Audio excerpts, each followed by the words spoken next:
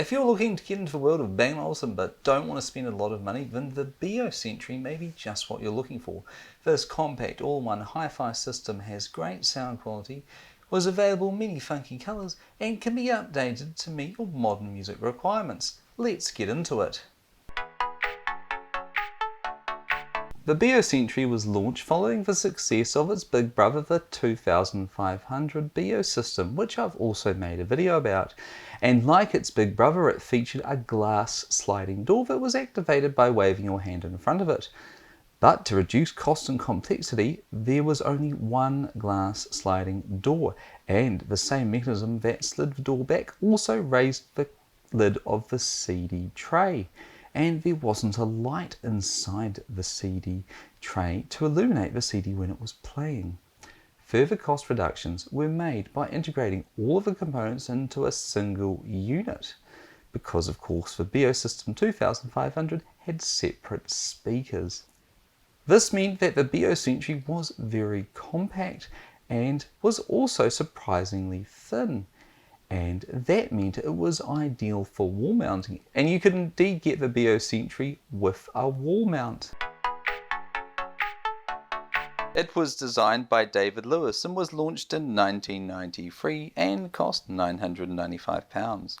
Design-wise, it still looks very modern today, despite being over 30 years old, and has distinct Bang & Olufsen hallmarks like the aforementioned exposed CD player with metal cover placed behind smoked glass, which was also seen on the 9000 and Overture. The BeoCentury won an IF Design Award in 1994. The button panel for the Bang Olufsen BeoCentury is rather unique because it only shows you what's available in any given mode. So when it's turned off, you've got load, so that you could load a CD. You've got radio, CD, tape and aux. If we were, for instance, to click CD, it would show you all the tracks that you're able to select, so 1 to 9, and it shows you can also select other modes. You can't record though, and you can't store anything, you can't tune anything, so it's only showing you what you can do in that mode. So when going into radio mode, you can see that the display changes once again. Now the radio has up to 30 presets, and you select your presets either by the buttons down below, or you can also select the next preset by clicking the step button, and it will just go through all the presets that you've set, and they don't have to be in a numerical order. You can choose any number you like from 1 to 30 for each of the presets. It does have an AM radio, but you have to tune it in first, and to do that you click tune, then you click mode, and then that allows you to tune it into the AM radio. This isn't picking up any AM radio stations right now. The sound quality for the radio is really rather excellent. It doesn't even have its external aerial plugged in, and it's picking up the stations nice and clearly. The UN official has been sent to prison for...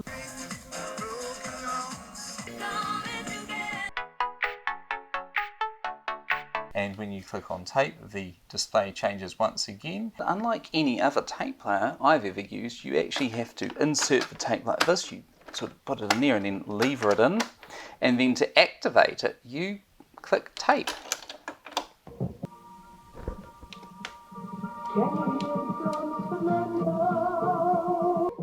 But it doesn't sound very good. It is auto reverse, but this system doesn't work very well at all. And there's also auxiliary mode, and auxiliary mode is probably what you're going to be using if you buy a Bang Olufsen BeoCentury, because this allows you to connect the Bang Olufsen BeoCentury up to something like a Bluetooth adapter. First you need to connect a special auxiliary cable. So this is a Bluetooth adapter, and all I need to do now is pair it.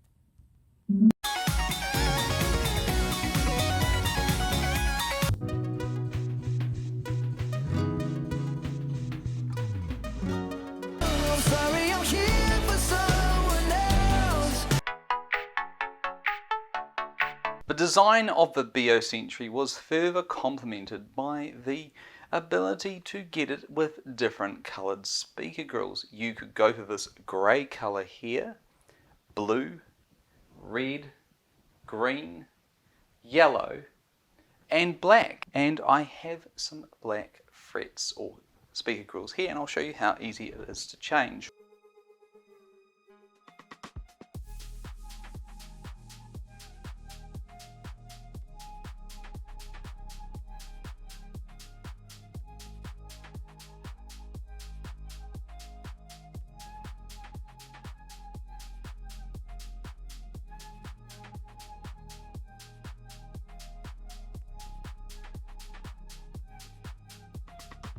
And now we have a black BeoCentury. It's also worth noting that this is a fairly simple speaker design, so in theory you could remove the speaker material and replace it with another colour if you were so inclined to do so.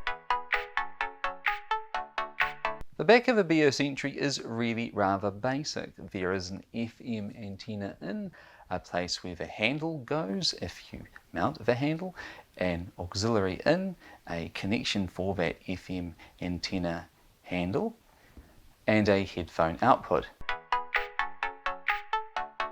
So what problems does the BeoCentury have? Well, CD lasers are quite an issue. The original Philips unit that is probably in any that you actually do buy will most likely now be dead, and if it's not dead it's probably dying, so it will definitely need replacement.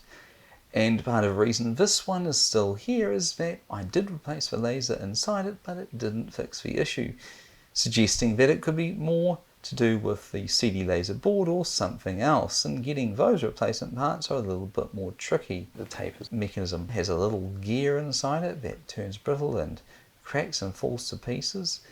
There are replacements online for this, but still it's something that you need to be aware of. One other issue is that the foam in the speakers break down, and the speakers are sealed units, so opening them up and replacing the foam is rather tricky. Early examples of a BeoCentury had a black cover for the CD lid, and these early examples did without an AM radio and a headphone output, but this was revised in later models. One thing that never changed was that if you wanted to use the BeoCentury with a remote, then you would have to buy one separately.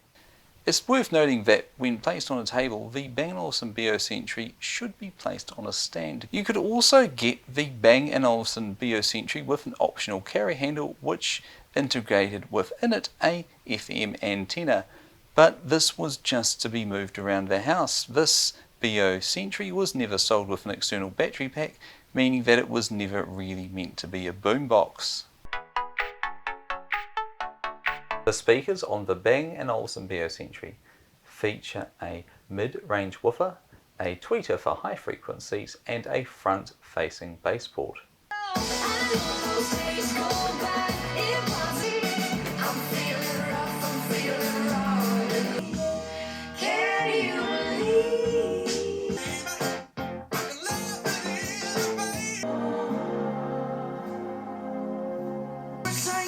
I'm a sinner, but I guess that I'm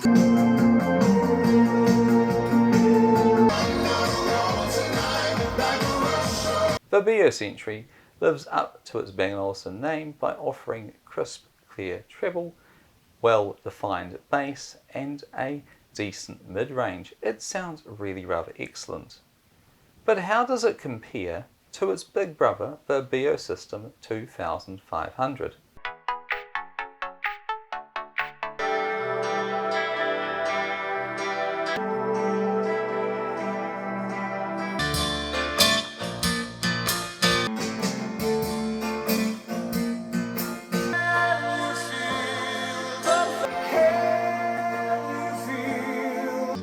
if I saw you in heaven, if I saw you in heaven. To my ears, the difference in sound quality between the BeoCentury and the BeoSystem 2500 is really rather negligible. They sound very similar indeed, which is surprising given the price when they were new and now. So if you end up getting a BeoCentury, then you won't be shortchanged in terms of sound quality. Overall, the Bang Olufsen BeoCentury is a great buy. It sounds good, it's got a decent feature set, and it can be updated to play your music through streaming services or Bluetooth. It was also a far superior product to its successor, the BeoSound 1, which I've also made a video about. And if you're looking at getting a Bang Olufsen BeoCentury, then you can pick one up for around about this much here. But like I said before, make sure it's been refurbished and have that CD laser replaced. Do you have a BeoCentury or a BeoSystem 2500? Have you had any issues with the laser? If you have, let me know down below in the comments. And if you like the content, give the video a thumbs up and consider subscribing, as 94% of you aren't who are watching this right now, and it would really help the channel grow. Anyway, I'll be along soon with more videos like this, and I hope to see you all again soon.